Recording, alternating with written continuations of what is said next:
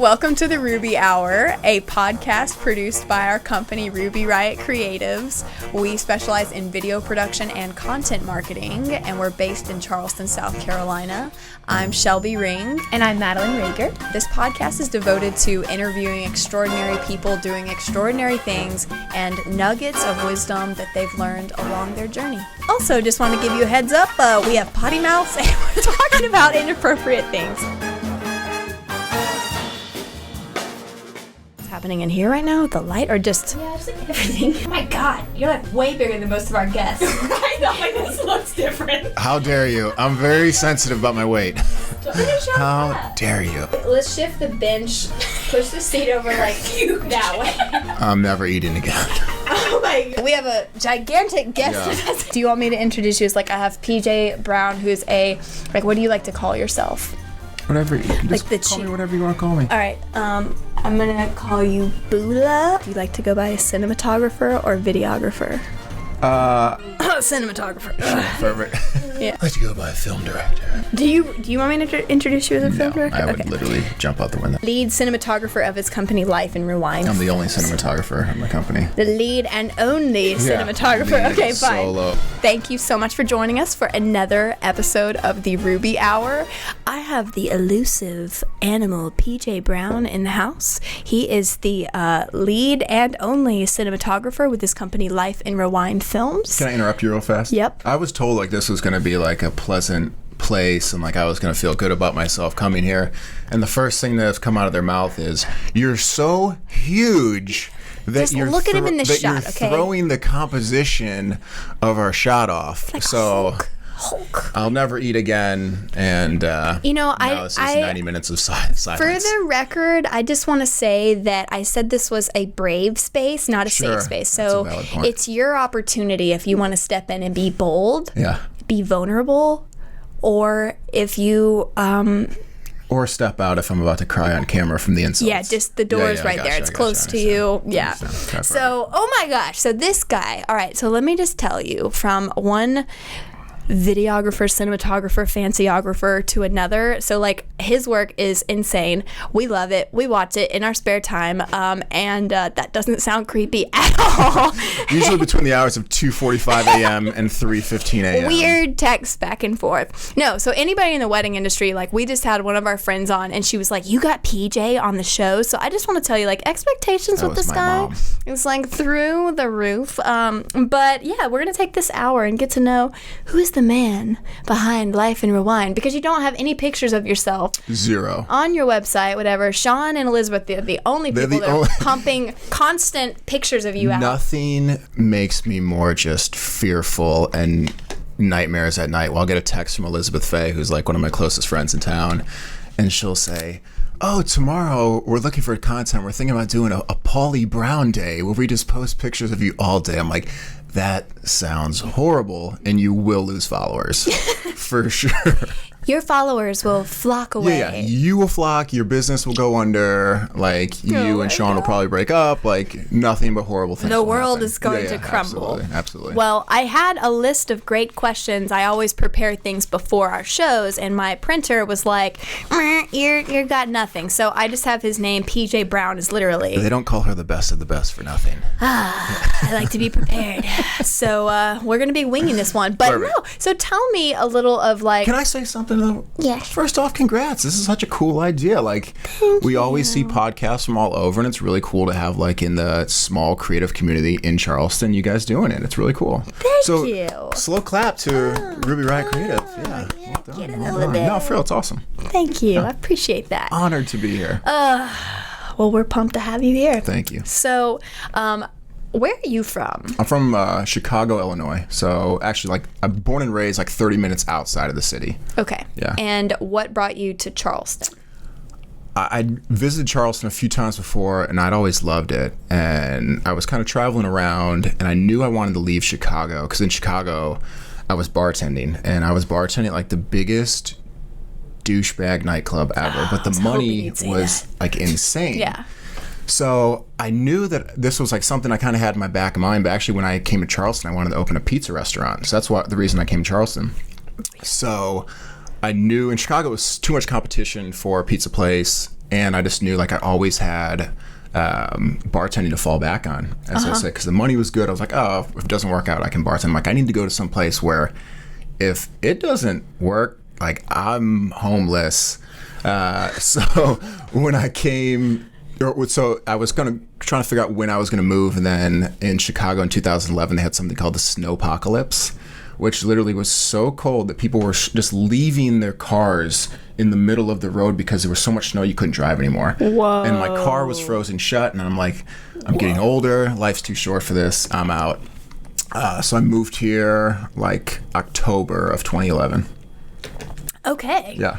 Going on 8, finishing a solid 8, Yeah, going on 9. solid 8 years, yeah. All right. Oh my gosh, that's awesome. So what I had the best question lined up to Sure. like frame this, but Sure. it was like, what Just go with it. inspired you to get into filming? Like, tell me about your journey, and Sure. don't give me, I don't want the abbreviated version you probably pitched to like clients or whatever. No, like what was your moment that like you fell in love with video? I'm going to be 100% honest with you. So I went to college to play baseball, and the school I went to, I ended up majoring in like broadcasting and film just because it was like the easiest major. Okay. So I was like, I just want to focus on playing Efficient. sport. Yeah. And I was like, but then as I kind of got into it, I was like, oh, this is cool, but is this really something I want to do for the rest of my life? I didn't know. When I graduated, I kind of moved around. And as I said, when I came here, I wanted to open a pizza restaurant. And quickly, I realized I was so far in over my head, I will go bankrupt.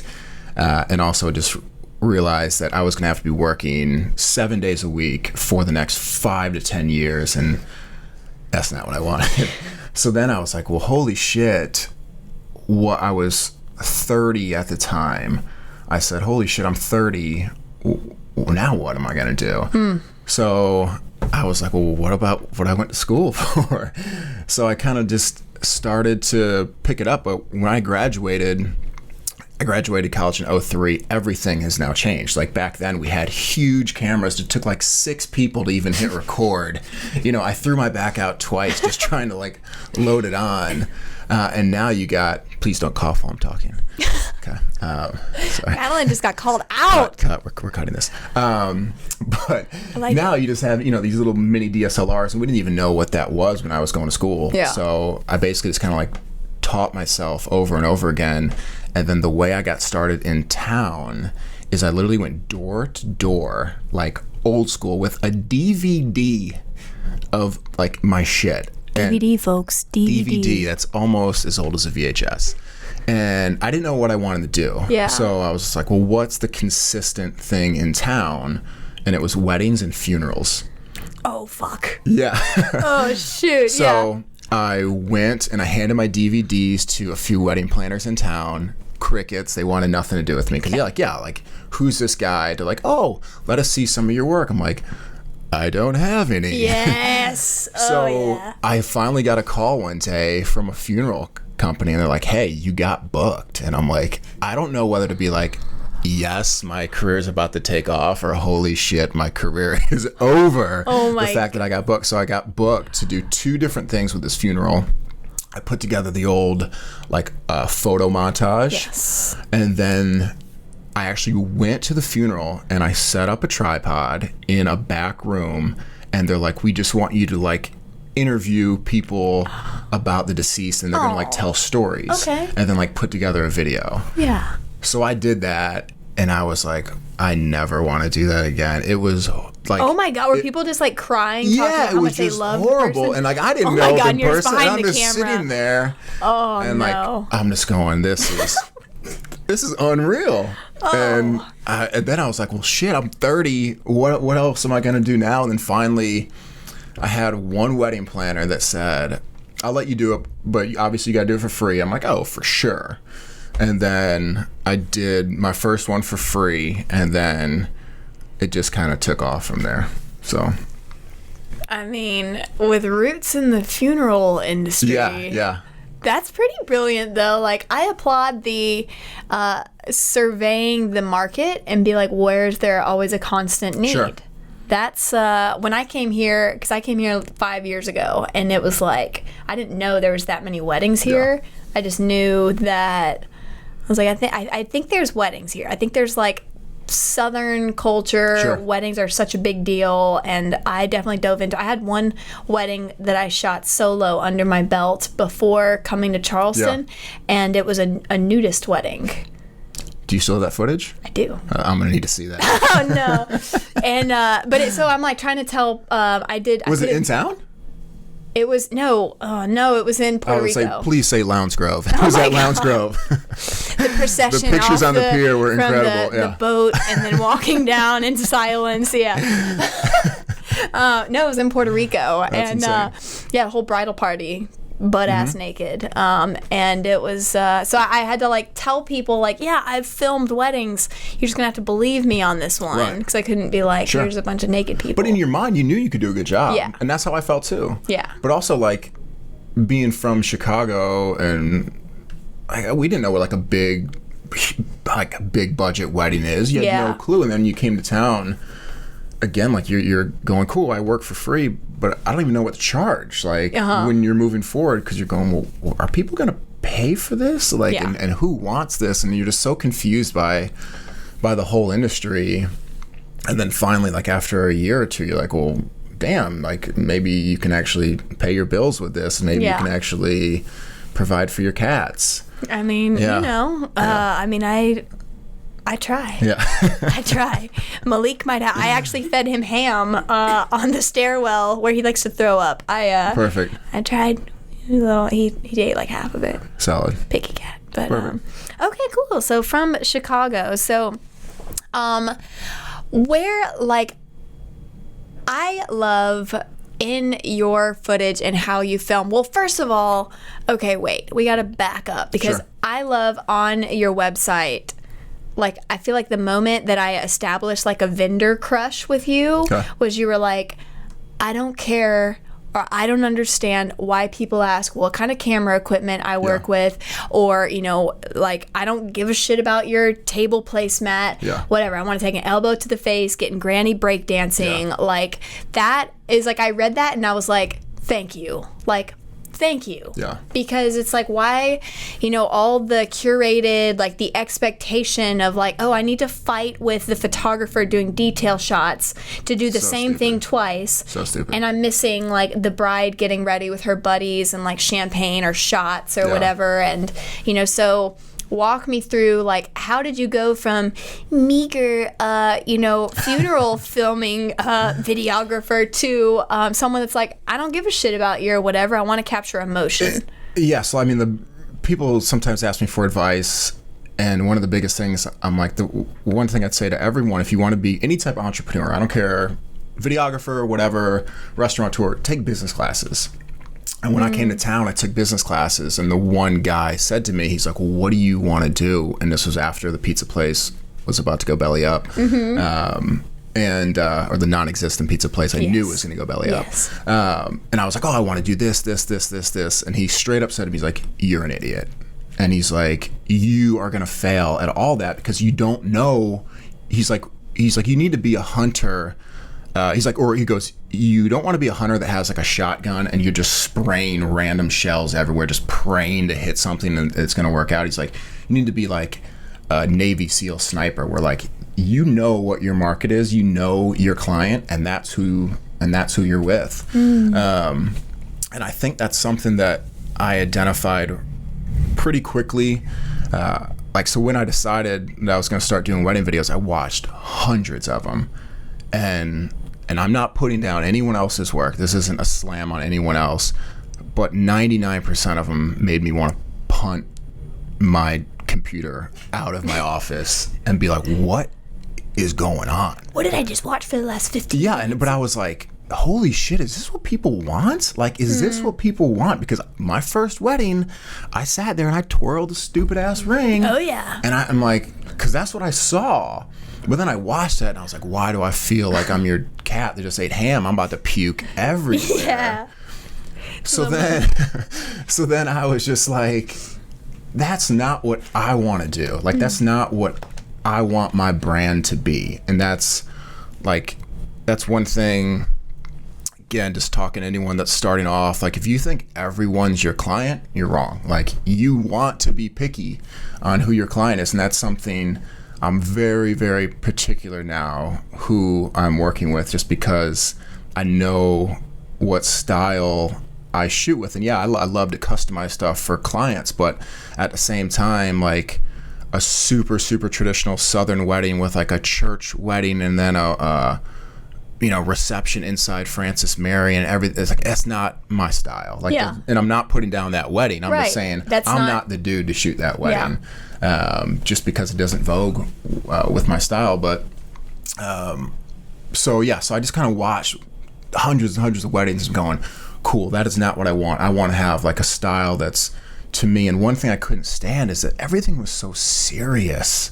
Like between the music and I'm like, damn, it's not that serious. Like it's a freaking wedding. Like it's supposed to be a big party. It's supposed to be having fun. When you think about the way a wedding is broken down, is you got 90% of the day is super fun. Like everyone's getting ready, bridesmaids are drinking, the dudes are doing beer bongs or whatever, and then you have the 15 minutes of seriousness for the ceremony, the 15 minutes of seriousness for the speeches, and the first dances, and after that's a party. So like, but people were only focused on like all the serious parts, and again like the music. I was just like, dude, this isn't like Land of the Mohicans or whatever that movie was called with Daniel Day-Lewis. Brilliant movie. Wait, how do you feel about Christina Perri's 1,000 Years? That song. The song? Yeah. Oh, like for a wedding video? Yeah. Oh, just next level creativity. Really, really great stuff. Just really, really good. That and haunts my nightmares. Because I remember seeing the wedding videos, and 6 in a row that I watched on Vimeo had Train Marry Me on it. And I was just like, what is going on? So I just kind of like built, like, try to make it more customized. And then one thing too, as you were talking about, which is such a huge point, you made 2 really good points, is talking about battling with the photographers. Yeah. This is the biggest advice I can give anyone that is trying to get higher level weddings. Be nice to the photographer you work with. They will book you 99% of your business, because the way it works in the majority of high-end weddings, obviously the planner gets booked first.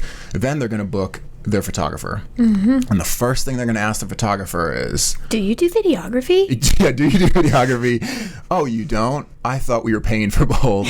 And if you don't, well, who do you recommend? Yeah. And I will say this, and this sounds horrible, I think the majority of people that I work with photographer-wise haven't even seen my work. Like, they're not going back and looking. Right. But they're just like, well, that guy was fun to work with. Yeah. He had minimal equipment. Yeah. He shot by himself. He never got in my way. Yeah. And we had a few laughs at the vendor table. Yeah. That guy seems like a good fit. And again, like, they're not even watching my stuff, but it's just because you're cool. Yeah. And you're making sure that you're not impeding on what they do. Because I understand they got it way more stressful than we do, I think. Because they have shot lists and this and that. So. Yeah. And they're having to direct all of the things, all of the people. Yeah. Sorry, this is a super long-winded answer. But also, I love what you said, too, about the camera. Like, if you think a client cares, please, just, like, take off. Just take off. I went, it was one of the darkest times of my life. I don't know why I did it. I went to a wedding. I'm not going to name the thing, but I went to a wedding networking event out of the area, and there was another videographer there, and this guy just oozed ego. And the first question he asked me is, what are you shooting with? Oh, yeah.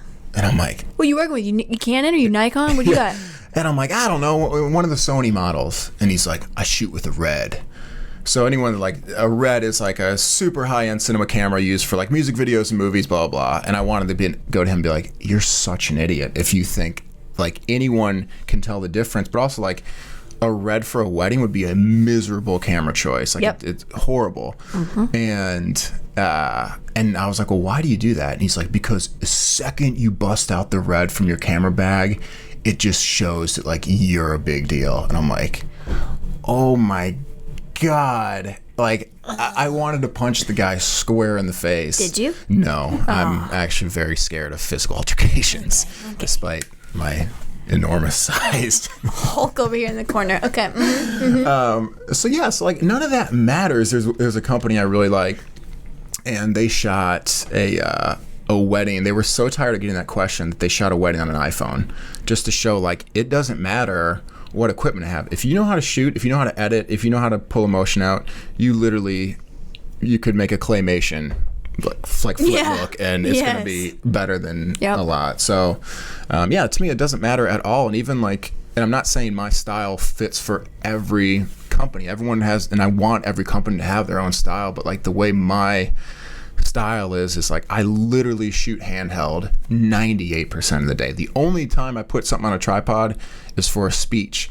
But it's just like, because to me, I don't care if the shot looks perfect. Like, I want that handheld movement and the rawness. I want it to be in and out of focus, because that's like what love and life is. Like, it's dirty, it's gritty, it's not, the imperfections are sometimes what makes it great.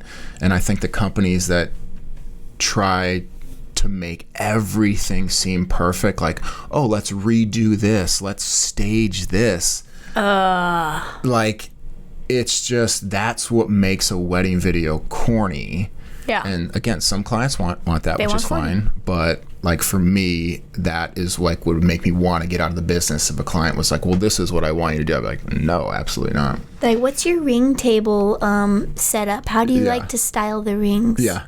Oh, I'm sorry, you didn't get enough shot of our napkins. I mean, obviously you feel the same way, right? Yeah, so like, I had all of my equipment stolen out of my car after not after a wedding. I didn't lose footage. And but I was, my first 8 months of filming here in Charleston, and I freaked out. I had basically like... So what was stolen?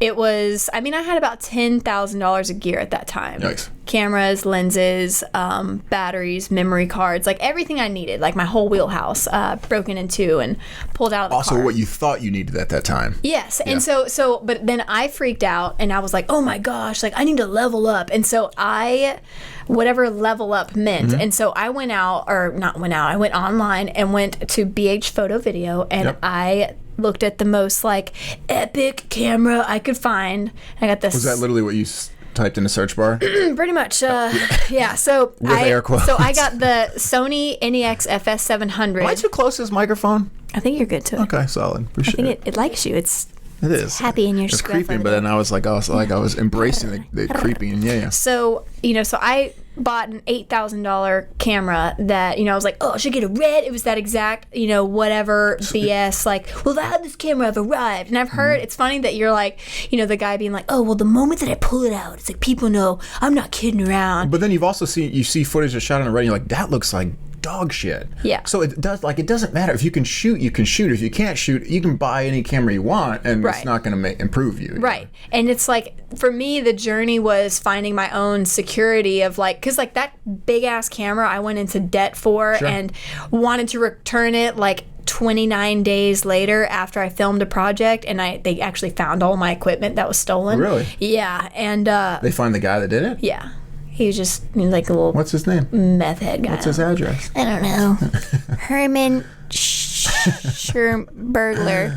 And, sounds like a rat bastard. So I get all my stuff back. I'm one day over the policy of returns, so I'm stuck with $8,000 of equipment I didn't really need, and I heavily regretted it. But what I regretted the most was I had this fancy, it looked like a bazooka, right? Like, you're like, I could like blow something up with this thing.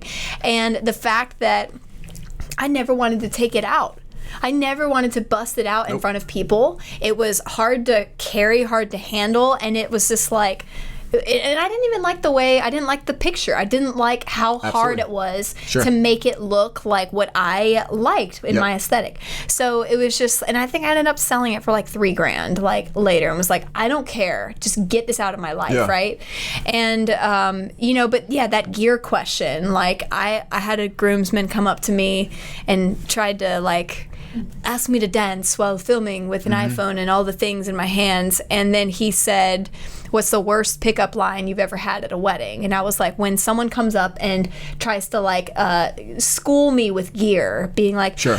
So what are you shooting with over there? Yeah, what do you got? What else you got you working with? Or, oh yeah, I'm more of a Nikon person myself. You know, I shoot with, and they go through whatever. It's like, if you want to repel. To me, not to interrupt, but the most annoying person in the history of the world is the family member at a wedding that thinks they can shoot. And they have their camera and they want everyone to know, hey, Aunt Sally can shoot too. And she's taking pictures. She's trying to get in the photographer's way.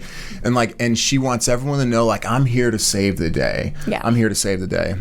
I was at a wedding where literally the bride and groom asked someone to stop shooting, a family member. They wouldn't, and the person had to be escorted out of the wedding because they refused to stop shooting. Oh, no. Yeah. Oh, no. Well, we have in our contracts, we do the thing saying we're the sole professional videographer on site. Sure. And if a family member, third cousin twice removed, busts out their iPad and is like cock blocking us from like getting your vows exchanged, they will punch them in the face. Yeah, that's in our contract. Sure. And they have to sign off. Yeah. Scissor kick to the groin if we see Get them out. Granny with one iPhone photo. Out. Yeah. And so, but we just try to spell it out plainly. Same with, I try to always connect with the officiant right before and introduce the unplugged ceremony concept, because like we had an iPad second row this weekend that I loved and zoomed in on and wanted to put it on our Instagram story.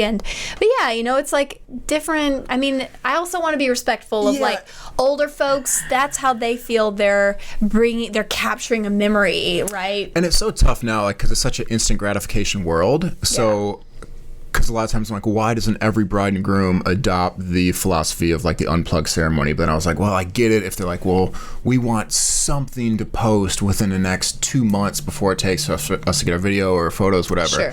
So I get it, but at the same time, it's like, I don't know if people realize how much that stuff gets in the way. Yeah. And like the bride's coming down the aisle and you got, Uncle Steve doing one of these. Then it looks bad on us because they're like, well, where's the shot? And I'm like, well, ask Uncle Steve. Uncle Steve, who's 475 pounds, just walked out into the aisle, and I pulled out my back trying to bend around him, and now I'm hurt for the rest of the wedding. Yeah. I will send you an invoice for my doctor appointment. No. But real quick, though, I do want to say one thing that about the equipment, too, that I think is super important. And again, like just talking about the people that bring a ton of equipment. And again, anyone can shoot how you want to shoot. I'm not saying, but I'm saying like for someone that's starting off, just something to think about is, it's one thing if you're working with actors that like feel comfortable with equipment, but you're working with usually a couple that this could be their first time really in front of the camera. So you want to make it as easy and as laid back as possible. So the more equipment you bring, the more they feel like they're acting. And even now, like I know there's a camera on me, so I'm acting different. I'm sitting up extra tall right now. Oh, for sure. I haven't breathed in 4 hours. Oh, I'm just going to get back to how I normally like to sit. I've had to pick my left nostril for 20 minutes. I'm not doing it. My eye itches. I have a twitch I was trying to fight. But like you want to make them as comfortable as possible. So then they know that they're acting. I said, like, so I'm on camera now. I'm aware that I'm on camera, so I'm acting a little different. And the whole goal of the day and to do something is to get those real and raw moments, because that's the stuff that they're going to love the most. Yeah. So the less that they even are aware that you're there, your assistant's there, the better the better their day is going to be. Yeah. But also the better their end product is going to be. So it's like such a win-win, because I've worked with some awesome photographers, but then like they're almost stressor to the day, because they're like, we got to get this done, and you can tell the couple's like, damn man, I didn't know I was going to pay you all this money and you're going to stress me the hell out. Like, just be a little chiller about it. So it's like it's such a give and take. Like obviously you got to make sure you're getting great stuff, but you don't want to you want to make sure they're comfortable, their families are comfortable, their friends are comfortable. Because, I mean, you can tell when people are over the camera, and then you just got to figure out how to still get the shots without and bugging them. And my favorite thing, and I used to use this as like a marketing tagline when I was extra feisty, it was like, our goal is to capture you having the time of your life, not just posing like you are. Wow, that's amazing. Because it's like, this is not, I'm sure you have horror stories of those times where photographers like hijack the bride and groom for 2 hours doing like flash umbrella stage lights on the beach to get whatever they wanted. And it's like it affected the DJ, the timeline, the guests were just twiddling their thumbs. And at the same time, the couple doesn't even really want to do it. Like, the couple's over it. Like, how many times do you say the couple's like, well, do we have to do this? I kind of just want to go hang out at cocktail hour. Yeah. So if I'm running the show, we're done, because like, you no longer want to be part of this. So you're almost mad at me for wanting to shoot, and like, this isn't about me. This is about you guys. So cool. If you don't want to shoot, no worries. Like, I'll go sit and grab a mozzarella stick and you can go hang out and we're done. Like, why force people to do something that they don't want to do? And again, I understand you got to get your stuff, but those pictures are going to mean really nothing to them, or that video footage is going to mean nothing to them because they didn't really want to be there. And I know for me, when I look at video clips where I'm in it, or, even when I think of in my past life, when I was married at a young age, and we hired some buddies to take photos, and I remember how frustrated, my partner at the time, he was hangry, and they didn't know what they were doing, and they were just taking pictures, and it was like we were just like an attraction of our day. We were just shuttled in, take photos around us, take pictures with your iPhone, pause, and it was like we almost missed our whole dinner out. Like, we did miss dinner. We got like scraps from the caterers because, it's just is it a photo shoot or is it a wedding? This is always a question I'd love to ask, like ex-couples or whoever, or ex-clients, I should say.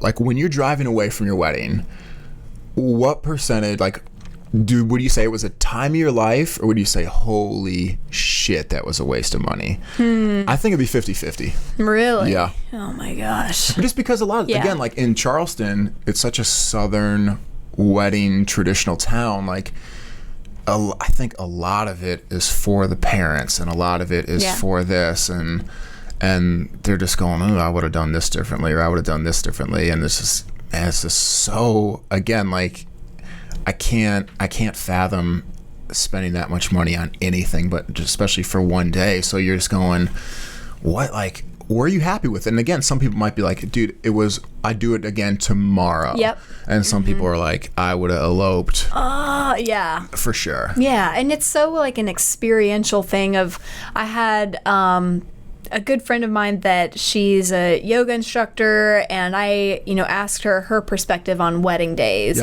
and wedding planning advice. And she was like, put the Pinterest away, put the magazines away, put whatever, all of your friends' opinions, lock it all away, sit down, close your eyes, and ask yourself, how do I want to feel on my wedding day? Yeah. What do I want to feel? Yeah. And then figure out your key statement of, I want to feel relaxed. Yep. I want to feel connected to my partner, and I want to get to laugh with my friends.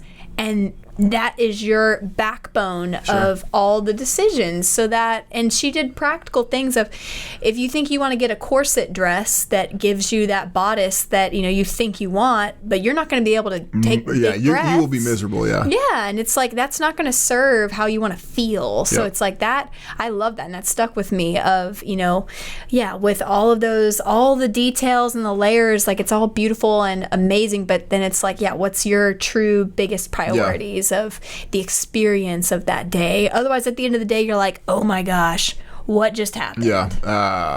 One of my favorite brides ever, I'll give her a shout out, Lisa Citro. She is like the epitome of someone that, like, their wedding was amazing, but it was because of her. Like, she was so much fun. She made it so fun for everyone else. And we kind of talking earlier, I rarely post any wedding stuff on my Instagram, but I posted a little teaser for them, and I remember the caption. I remember we were eating. It was Sean and Elizabeth were the photographers, and we were just like all hanging out and eating tacos. And she got like a little bit of taco on her dress, and she like thought it was hilarious.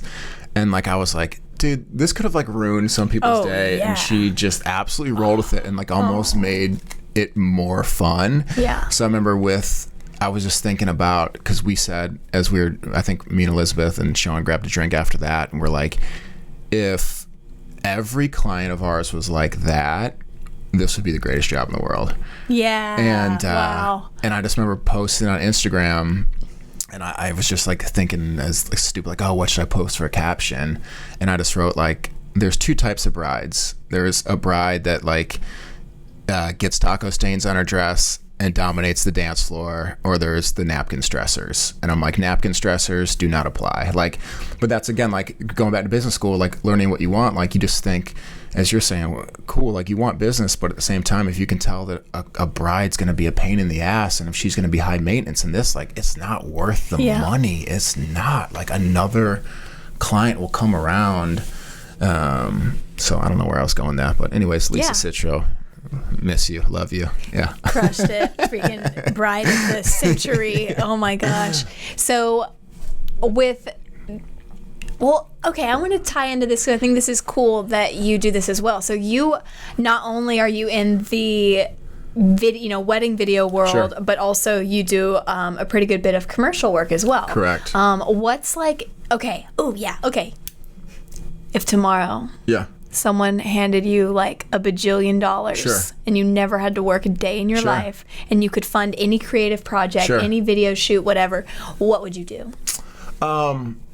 That's a great question, and probably one I can't answer right now. I don't know, because I really enjoy so much of it, because I am trying to get more into music videos. And I used to be, weddings were 80% of my livelihood, and now it's 50-50 between music, commercial, and weddings. And it's like, I think I'd do what I'm doing now. I would just be a little pickier about it. I don't know. That's a horrible answer. Delete this. No, I don't know. Like, because like I'm working on a documentary now, and I love that, but I also love like the right client in a wedding. Like I can leave and be like, man, that was fantastic. Like that was awesome, and like the people you work with are great. I don't know. Okay, what about dream video shoot? I'm disgusted how positive I am right now. Dream video shoot. Bucket list experience. Bucket list experience. I would direct a music video for either One Republic or Mumford & Sons. Ooh. Yeah. All right. Just super creative groups that I know people that have worked with them, and they're just like, they give so much creative control to the people that they're hiring. Yeah. And it's a weird world, and when people talk about the differences between the weddings and the music, it's kind of almost like an ego thing where, oh, I'm glad I do music videos because it looks cool on a resume, it looks cool on a reel, whatever. But at the same time, it can be a huge pain in the ass. And one thing people don't realize is, like, you with a wedding, you shoot the wedding, you edit the wedding in a week, and then cool, I hope you like it. Mm-hmm. Yeah. If you don't, I'll tweak a little bit, but sorry, like I'm gonna do my absolute best, but it is what it is. It's what. But like with a music video, you got 40 people giving you their input, and you got this and that. And it's like, you see the money at first, like, oh, okay, great, but then you don't realize that's 3 months of work. Yeah, and then the practical. Yeah, the practical, the writing the treatments, the hiring cast, the hiring this on the back end, dealing with the edit, dealing with the color, dealing with the client. Is the artist happy with the way they look? Or the there's just so many things that go involved where basically what I'm trying to say is the grass isn't always greener. Right. Yeah. Sometimes you're like, and that's why I'm saying it's a hard question to answer about like what the projects are, because sometimes I'm on a project where I'm like, wow, this is my dream job. Yeah. This is my dream job. And then I'm on set and I'm going, I can't wait to get out of here. Yeah. I can't wait to get out of here. Yeah. And then same thing with a wedding. I'm like, oh God, I can't believe I'm shooting another wedding at Boone Hall. But then you get there, you're like, oh, this is actually pretty badass. Yeah. Like, so it's just it's a weird thing. Basically, whoever you're working with can make or break the project. And I can so appreciate that because, I feel like when you're in the wedding world and you're like, all right, I'm here. And then you're like, okay, well, how can I create something, maybe it's more consistent or, Sure. Because for a long time I had the thinking of a wedding client is a one-hit wonder. I book the client, I get them, there's one event and then it's over. Yep. But I've been shifting my limiting belief around recognizing like how valuable can I offer my energy, our presence, that the bridesmaids and the groomsmen, mostly bridesmaids, will fall in love with the experience Sure. they have with us and the family members. Yeah. And how can we create, we have an amazing family that we're on our third daughter's wedding, where it's like the family had such a positive experience. Sure. And then, and really building, hold on, I sound like a lizard. So hold first. Sponsor while we mute show. Okay, need to do my old preacher man singing. Yeah, okay. Don't worry, wedding client. She does that during the middle of your vows, during your ceremony. Yeah. I'm just clearing my throat back here. But that, to establish so much value and so much connection with the clients. But yeah, the commercial work, you're like, oh yeah, it's like consistent. Well, yeah, it's the ego is like such a disgusting thing. Like you think you want those projects because you're like, oh, this makes me look cool. This is gonna look good. I'm gonna be like legit when I do that. But then you get there, you're like, well, this wasn't as fun as I thought. Like this wasn't is fulfilling monetarily or like emotionally as I thought. And what about time wise? Like the revisions, the client 100%. Revision sucks the soul out of that creative spark or the vision or I did a project that I thought was like my dream job, and they did 17 rounds of edits. Oh my God. Like it went on for months. So how many months did you have to? The editing process was 3 months. Oh my God. So that's again like you see what, and you're like, oh damn, all right. But then when you balance it out, you're like, that was way less than what I'd make for a wedding. Yeah. It's like I've really shifted and appreciated, like came full circle with the client experience of like event videography. Sure. And it's like my own soul searching. Like I started filming underwater and awkward pause. and just that it was, for me, my love of filming started when I worked on a boat in the Caribbean. And I was like, wait a second, I might not get to frolic in bikinis every day and get paid and like all these things. And so it was about catching what was real and just documenting real moments. And so I feel like my root of what I love is like content rich stories, right? And it's like our whole tagline is to live a life filled with passion and stories worth telling. Yeah. Because that's that lifeblood of like just to work on a project or an experience where you are capturing the moment. I love that with weddings it is like, well, like you didn't like the way you walked down down the aisle, like bummer. Like it's just it's honest, like it's a real experience versus like, I've worked with a photographer that like I don't ever care to refer him because he like sucked the lifeblood out of this couple's first look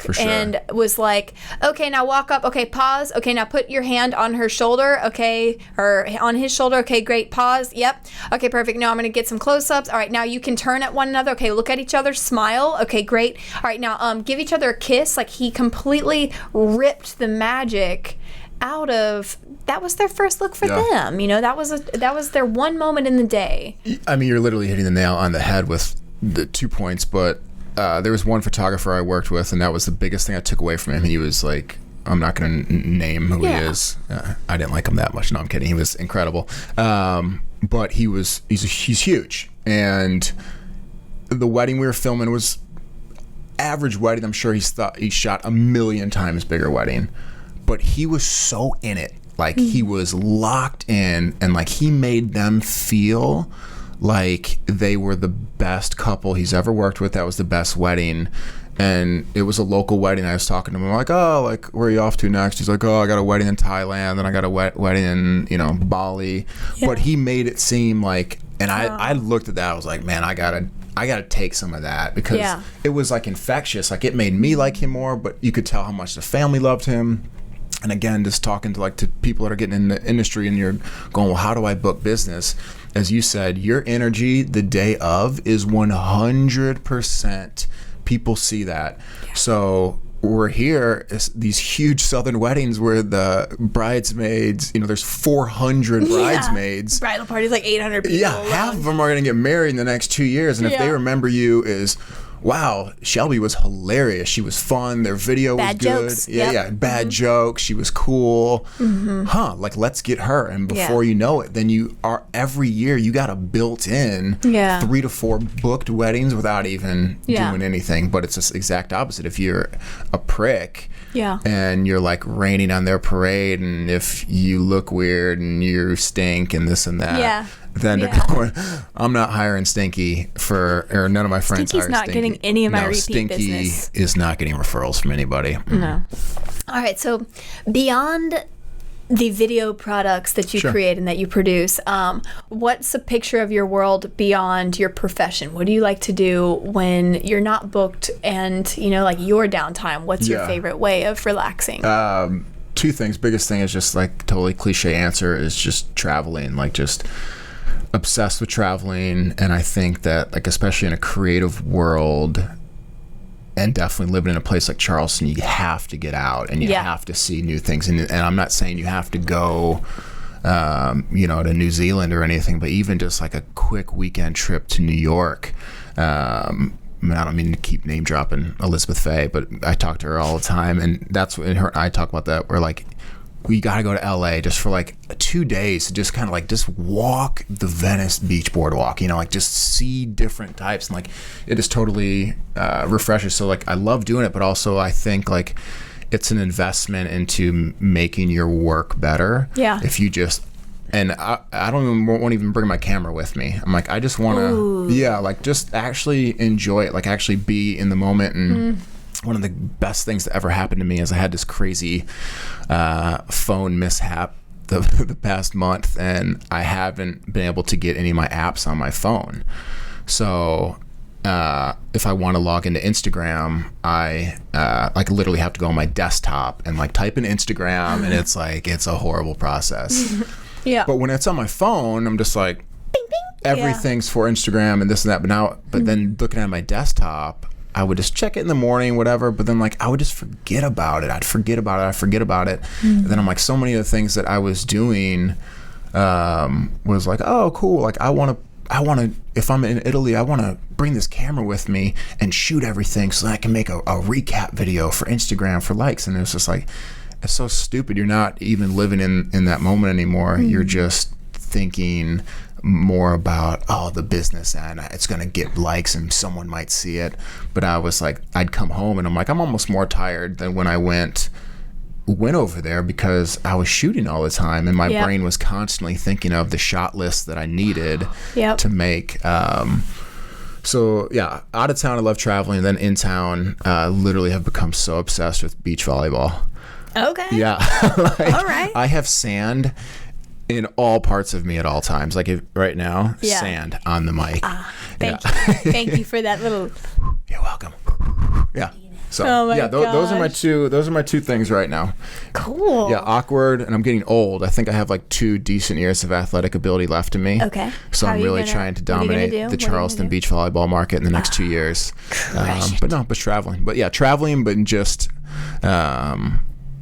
actually enjoying the experience, not going to travel just for pictures. I was reading online the other day, they said this one beach, I think it was in the Philippines, it was inundated with like 100,000 influencers like in a month, and they were showing, like they were taking video, and these people, they're in the most gorgeous place in the world, and they would go, they'd take a picture, they would immediately look down, and then they'd leave. Like they weren't even experiencing it all. And I shot a video for this one company, and again, it was one of those where I was like, oh, this could be cool. But then I got there, I was like, I can't wait to leave. I can't wait to get out of here. I filmed this thing in Martha's Vineyard, which I was like, that's going to be great.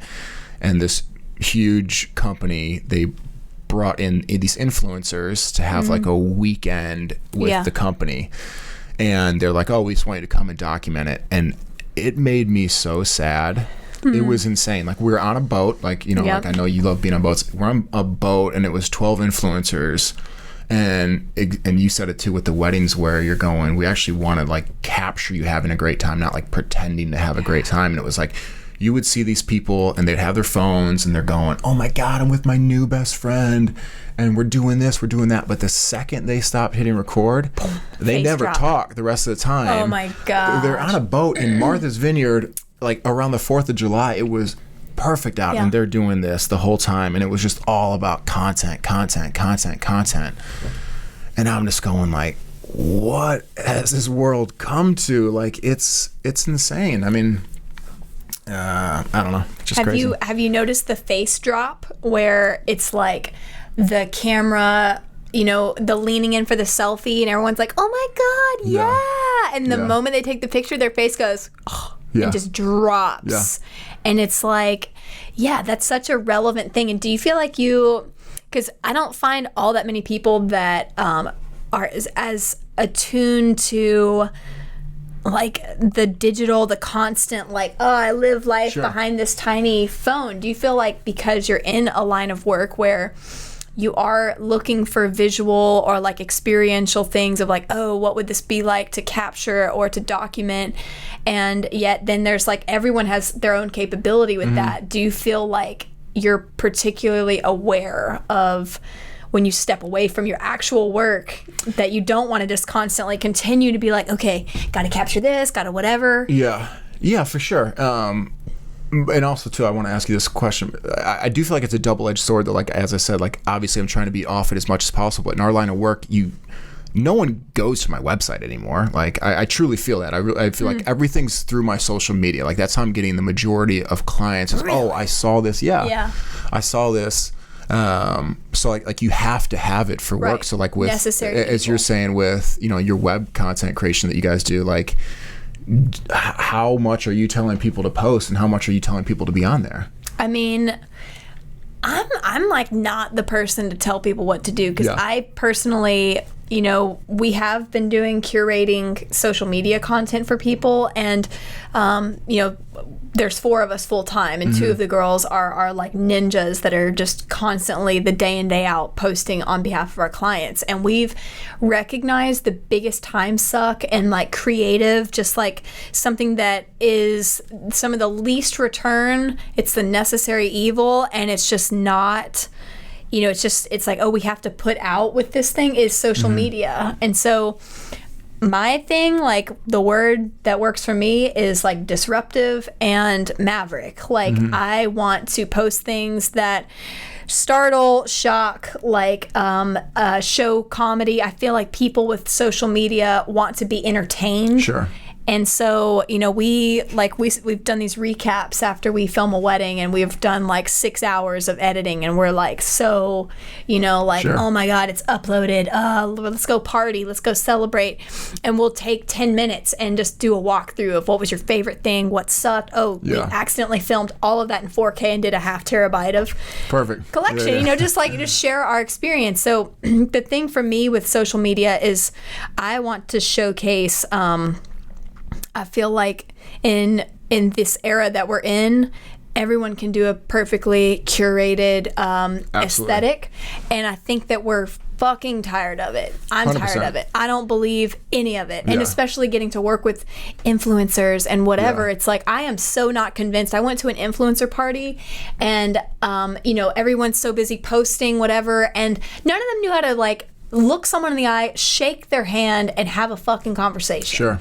And I was like, what? And these are the people that are supposed to be leading our thinking of what is appropriate or desirable in culture. So I think the approach that I've been taking is like, how much can I look like an idiot in front of people 100%. and share like this is who we are? And that's a really big lifeblood with, you know, launching this podcast. It's like there are so many talented videographers and creators in this town, and just around the country. And we Real want quick, to. it really is insane, like all the talent that's in Charleston. Yeah, it really is. It's, you know, and it's there's enough cake for everyone. There's enough pieces of the pie. But I've just realized, you know, when I got into it 5 years ago, there was maybe like 8 to 10 major sort of players in the video realm, and now I'm like, what? Like who undercut me? Like who's this bastard? What? And but it's like there's so many amazing people that can do exceptional video products that it's like, all right, we all are offering fantastic videos.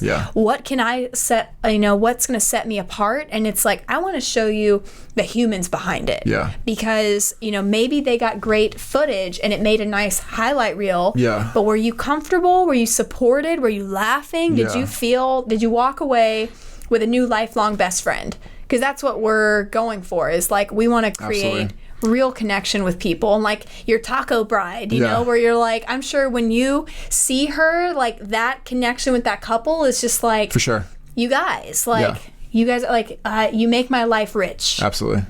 And I know I didn't fill out the questionnaire. I apologize.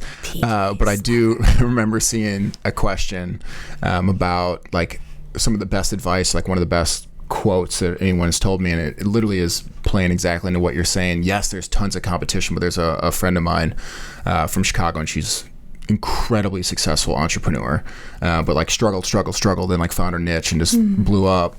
And when I was talking about possibly doing different things, she's like, it doesn't matter if there's competition, you just have to keep telling yourself they're not you. Yeah. And so she's like, yeah, like there's always going to be someone that's better than you, but they're not you. Like, do they offer, and that's not like an egotistical thing, like, oh, they're not PJ Brown, like, but no, like they're just like, they're not Shelby, they're not whoever, like, like you can offer something unique that someone else can't. So again, like they might be better than you in some things, but are they as much fun as you? Like, do they have the people skills you do? It's like, there's just always something that you can offer that someone else can't. And I took that, I was like, damn, you know, because so many times I was like, oh, should I move to LA? Should I do this? And I'm like, oh, I'll get eaten alive. There's so much competition. It's so scary.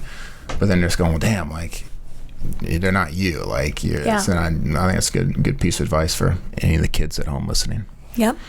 Well, PJ, this has been amazing. How can people get in touch with you? How can they see you? They can't. Work? Don't contact me ever. Don't talk to him. Especially if it's That's why we invited him on the show. A wedding at a chapel in Charleston. No, what's your social media or your website? How can people... website is lifeandrewind.com. Social media, the only thing I'm ever on is Instagram.